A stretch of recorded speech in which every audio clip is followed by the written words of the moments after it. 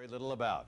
Renee Poussin enters the kingdom of cats, where a new creature is causing a feline flap. Ring 1 is now ready for kittens 78 through 83.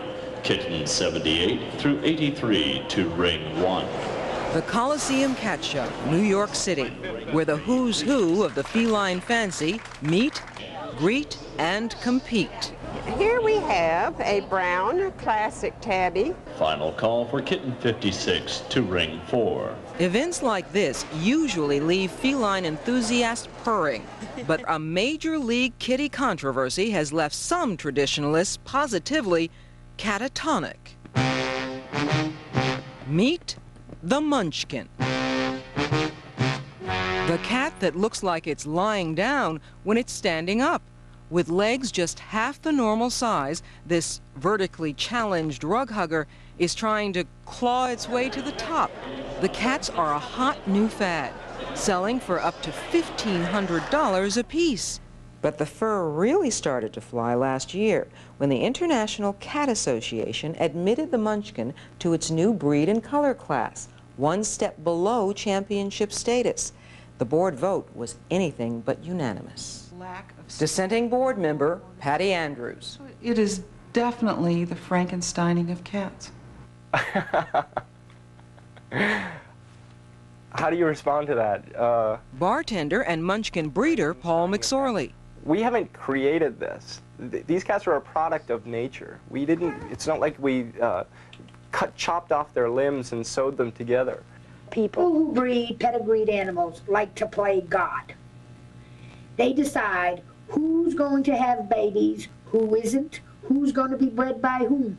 Cat show judge Catherine Crawford is dead set against recognizing Munchkins as a breed at all. My advice is anybody who's thinking of paying $1,500 for a barn cat needs to check with their vet first and their psychiatrist second. The beautiful little white Munchkin.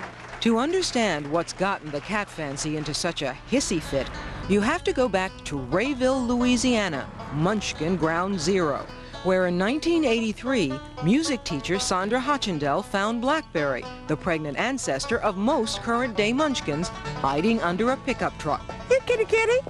Oh, come here to me, kitty, kitty. I want to take you home. And take her home she did. And Blackberry begat Huckleberry, and Huckleberry begat Pitty-Pat, and on and on and on. Today, 400-plus Munchkins later, some critics are saying enough is enough. Selective breeding has already created some pretty weird variations in the feline realm. Cats with ears that fold down, ears that curl up, even a hairless cat, the Sphinx. But the Munchkin represents the first radical change in cat structure, a type of change that's caused some medical problems in the Munchkin's dog world counterparts. But the pro-Munchkin brigade claims they've seen no evidence of this so far. The spine is normal, the internal organs are normal, the brain is normal. The only thing that the Munchkin trait appears to affect is the length of the long bones of the legs. A lot of other people are used to looking at cats and saying, oh, that's quite normal. Then they see a cat with short legs and something strikes them, and they say, holy smoke. The something that strikes them may be the way a Munchkin moves, more like a rabbit than a cat. Some also complain the Munchkin can't do other cat-ly things, like get to the top of the kitchen counter in a single bound. But why bother when a strategically placed kitchen chair can provide a handy leg up? I think if a Munchkin lived with a regular cat and saw this regular cat jumping around and doing all kinds of tricks, that the Munchkin might feel a little deprived. This is coming from a therapist. I'd like to see her credentials. It may manifest itself in not using the litter box. That is ridiculous.